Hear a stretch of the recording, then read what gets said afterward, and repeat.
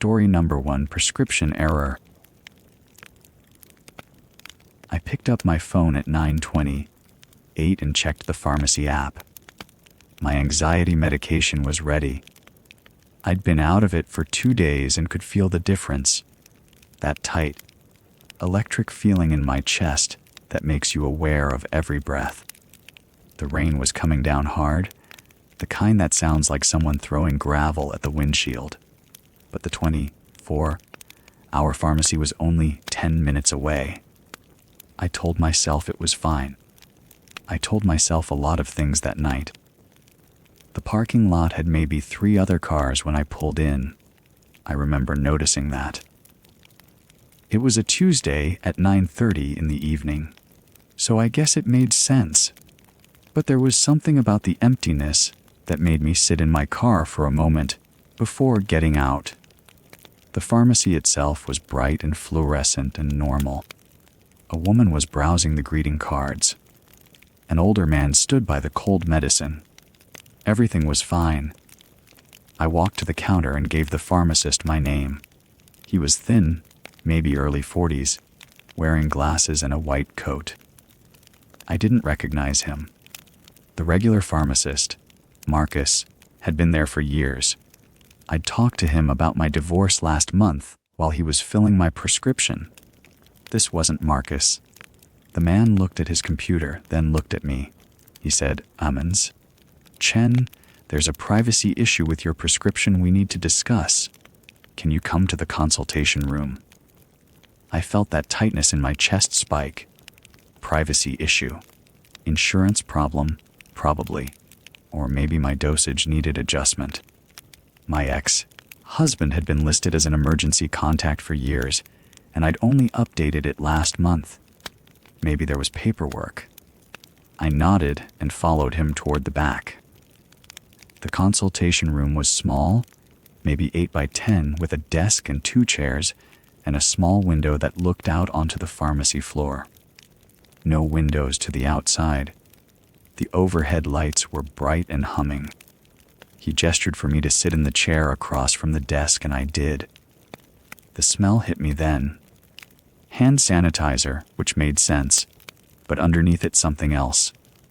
Something metallic, like blood mixed with copper. I thought maybe they'd cleaned something recently. I told myself that. He closed the door. I heard the lock click from the outside. For a second, I didn't move. I was still rationalizing. He was just securing privacy, making sure no one could interrupt. It was normal. But then I stood up and walked to the door and tried the handle. It didn't turn. I pressed my ear against it and heard nothing. The pharmacy was quiet. That wasn't right. There should have been ambient noise. The woman with the greeting cards, the older man, the register beeping. There should have been something. I turned back toward the desk to call out, to ask what was happening, and the lights went off. Not dimmed, off. The room went from bright fluorescent to almost complete darkness, except for a thin line of light under the door. My heart started doing something wrong in my chest. I stood very still, waiting for my eyes to adjust, waiting for this to make sense. There had to be a reason. A breaker had tripped. The power was out. Something normal, something explainable. Nothing happened. The lights didn't come back on. The line of light under the door stayed steady. I walked to the door and knocked. My voice came out higher than I wanted it to. "Hello, is everything okay?" No answer. I knocked harder. "Hello." I think the lights went out. Still nothing. I tried the handle again. Still locked. I could feel my breathing getting faster, that tight feeling spreading from my chest into my throat. I was trying to think of reasons this was fine. The pharmacist was getting something. He'd be right back. The lights were probably on a timer or something. People didn't just lock people in dark rooms. That wasn't something that happened. Not in a pharmacy in suburban Ohio on a Tuesday night. I pounded on the door. "Hey, I need to get out." Can you unlock the door?" My voice sounded small in the dark. I waited. I counted to 30. Then I walked to the desk and felt around until I found the chair I'd been sitting in. It was a standard office chair with a metal frame. I lifted it. It was heavier than I expected, but not impossible. I walked back to the window. I could see it now as my eyes adjusted, a pale rectangle in the darkness, and I swung the chair at it. The glass broke. It didn't shatter like I thought it would. It cracked into a spider web pattern, and then I swung again, and it gave way, pieces falling onto the pharmacy floor with a sound like ice cubes. I screamed. I didn't plan to. It just came out of me loud and raw and panicked. I screamed again and again, and I heard voices, a woman's voice, a man's voice, the sound of movement. "Help," I called. "Help me. I'm in here." 2 people appeared on the other side of the broken window. The woman with the greeting cards and someone else, a man I hadn't seen before. They looked shocked. The woman reached through the broken glass and unlocked the door from the inside, and I stumbled out into the pharmacy light, which was suddenly too bright, and I was shaking so hard I could barely stand. "Call 911, I said. "Call 911. The man was already on his phone. The woman had her hand on my arm. I looked around the pharmacy. The man in the white coat was gone. The back door that led to the storage area was swinging slightly, like someone had just gone through it. The police arrived in 8 minutes. The paramedics came with them. They found the real pharmacist, Marcus, in the storage room. He was on the floor, zip, tied at the wrists and ankles, gagged with a roll of gauze. There was blood in his hair. He'd been hit with something, they said. He was unconscious but breathing. He'd been like that for about an hour, they estimated. I sat in the pharmacy while they worked, wrapped in a blanket someone had brought me, answering questions I could barely process. Detective Morrison was the one who showed me the signature log. She pulled it up on her tablet and scrolled back to 3 hours earlier. "Someone picked up a prescription under your name," she said. "See? Here? 3:05 p.m. They signed right here." I looked at the signature. It wasn't mine. It was close enough that someone who wasn't paying attention might not notice, but it wasn't mine. "We're pulling the security footage from that time," Morrison said. "But there's an issue." I already knew what she was going to say. "It's been deleted," she said, deliberately. "Whoever did this knew the system." I didn't say anything. I was thinking about the man in the white coat. I was thinking about how he'd known my name, how he'd known I had an anxiety prescription, how he'd known the pharmacy well enough to delete footage and know where the real pharmacist would be. I was thinking about the fact that my medication, the medication I'd come to pick up, the medication I was out of, was already gone. Someone had taken it 3 hours ago. Someone with my name. Morrison was still talking, but I wasn't really listening. I was thinking about how he'd gotten my information. I was thinking about whether he'd be back. I was thinking about the fact that he was still out there, and he knew exactly who I was. Story number 2, Carwash Cycle. I pulled into the tunnel at noon on a Tuesday.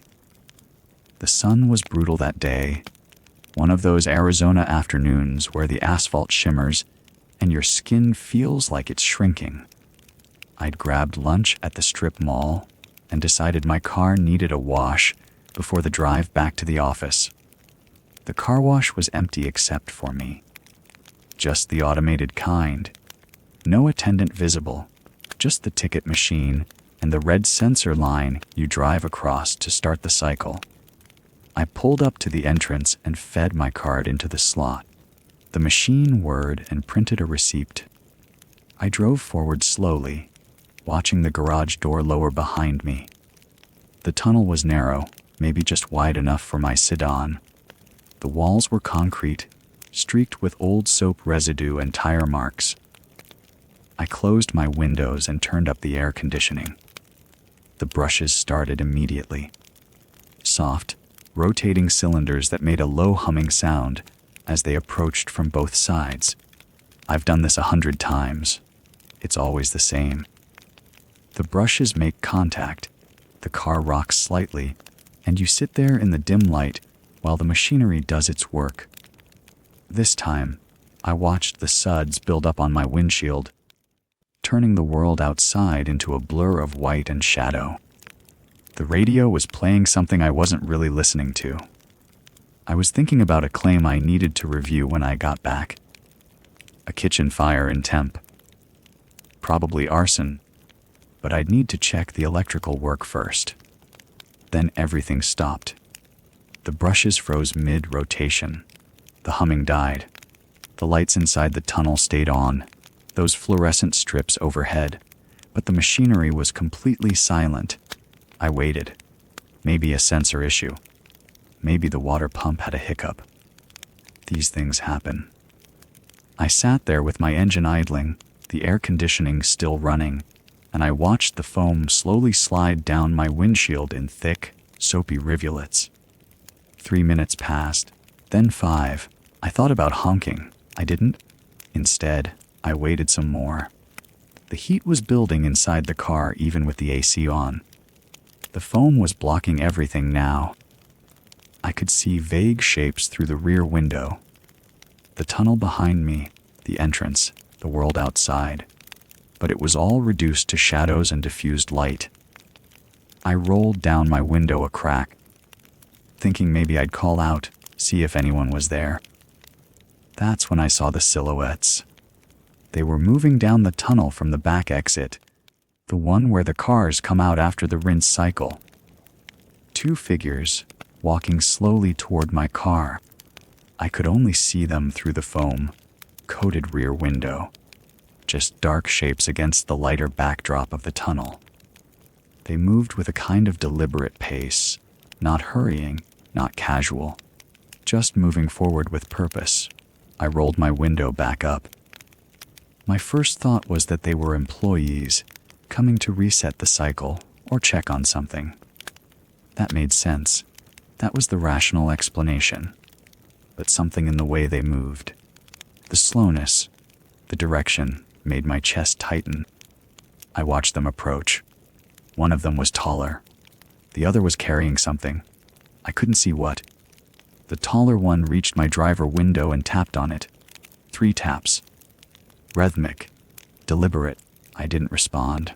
I sat very still. He tapped again. This time I saw it clearly. A flash of metal catching the fluorescent light. Bolt cutters. He was holding bolt cutters up to my window, and he was tapping the glass with them like he was testing it. Like he was checking to see if it would break. A muffled voice came from outside.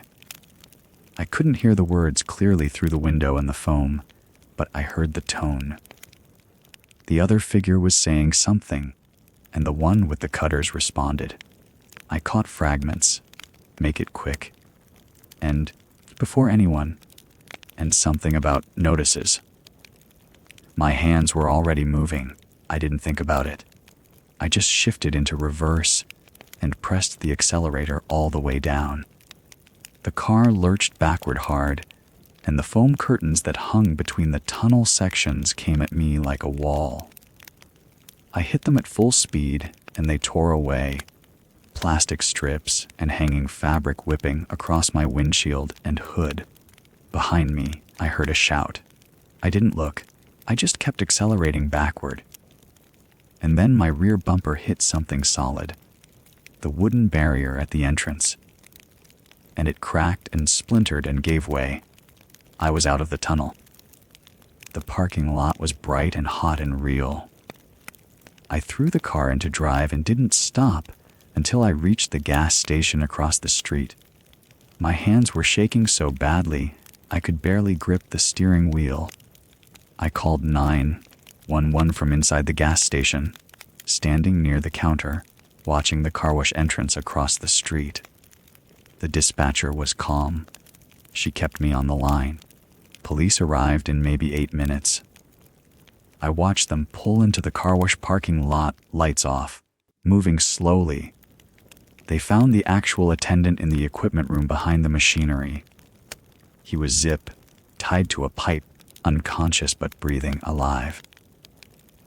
They found him because I'd crashed through and made noise, and the 2 men had apparently left in a hurry.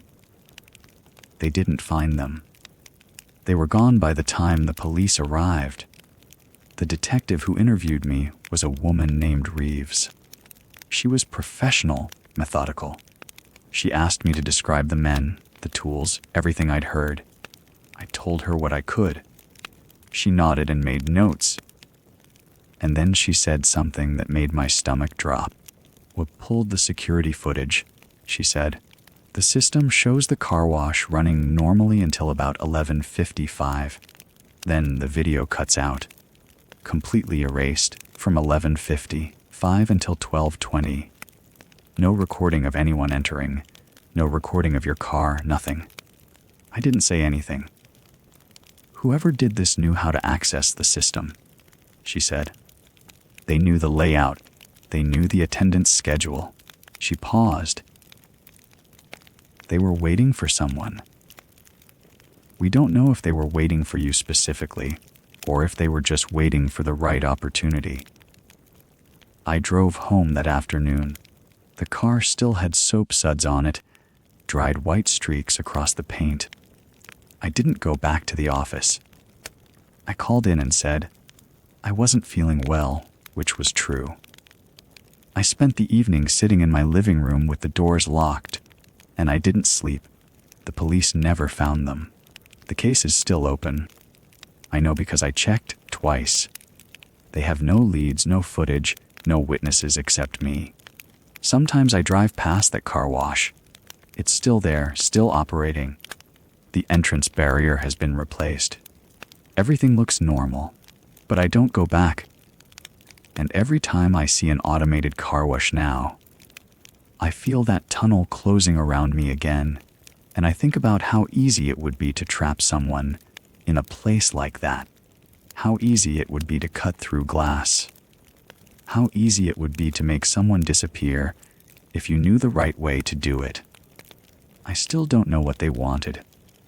I probably never will. Story number 3, donation bin. I pulled into the parking lot of the Save, marked just after 2 in the afternoon. The sky was the color of wet concrete, and the asphalt still held puddles from the rain that morning.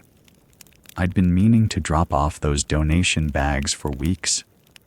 3 of them, stuffed with clothes I'd outgrown or stopped wearing. Freelance photography doesn't pay well enough to waste fabric.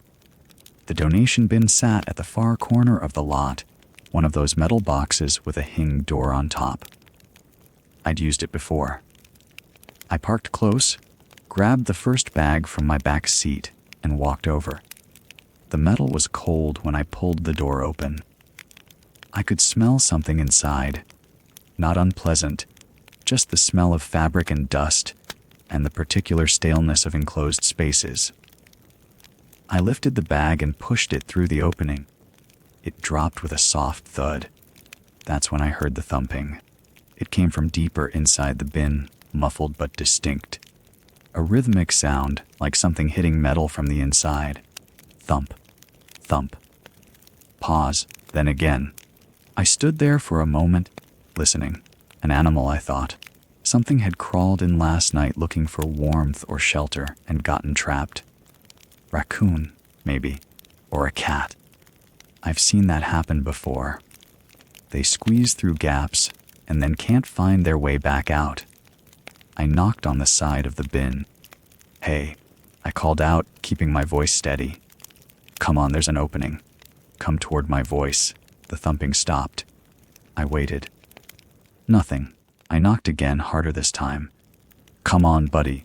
I'm going to help you." Then I heard breathing. Quick, shallow breathing, like something panicked. And then a voice. Please. It was a woman's voice, hoarse and strained.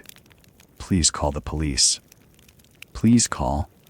The thumping started again, violent now, frantic impacts against the metal walls that made the whole bin shudder. The woman's voice rose, still begging, still desperate, and I stepped back. My chest had gone tight. Hello, I called. Are you? Keep walking. I turned. There was a man standing about 20 feet away, between me and the store. He'd come from the direction of a white van parked 3 spots over. His hands were at his sides, visible, but his shoulders were squared and his neck was rigid in a way that made my stomach drop. The woman volunteered, he said. His voice was calm, almost conversational. For a medical study, she's fine. You need to leave. I didn't move. The thumping had stopped again, but I could hear muffled sounds from inside the bin, movement, rustling. I'm calling the police, I said. My voice sounded smaller than I wanted it to. No, you're not. He took a step forward. His eyes were very steady on mine. You're going to walk into the store. You're going to forget this happened. And you're going to leave. The thumping started again, harder. I heard the woman's voice, muted by the metal, crying out something I couldn't make out. I moved. Not toward him, toward the store entrance. I was already dialing as I walked. My hands shaking enough that I almost dropped the phone. Behind me, I could hear him say something low, something I couldn't catch, and then the sound of the bin door closing. I didn't look back. The store's automatic doors slid open, and I stepped inside. The fluorescent lights suddenly too bright. I was still on the phone with the dispatcher, still giving my location, when I spotted the security guard near the customer service desk. He was an older man, maybe 60, with a name tag that read Dennis.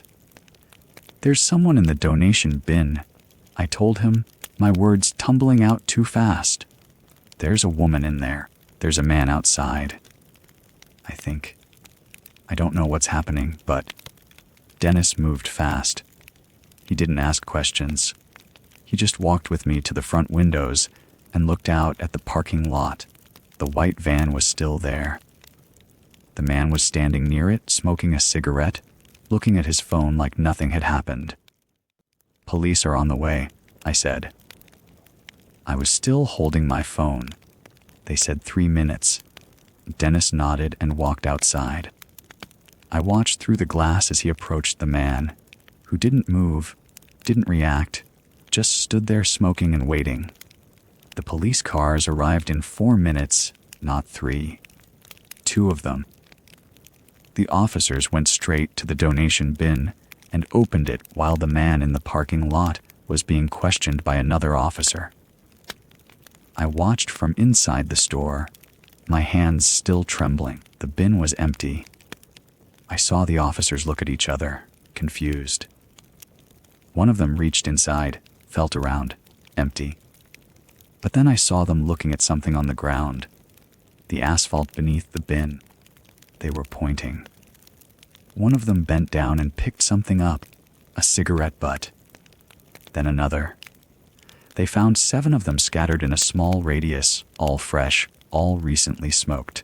Someone had been standing there for a while, waiting, smoking, listening.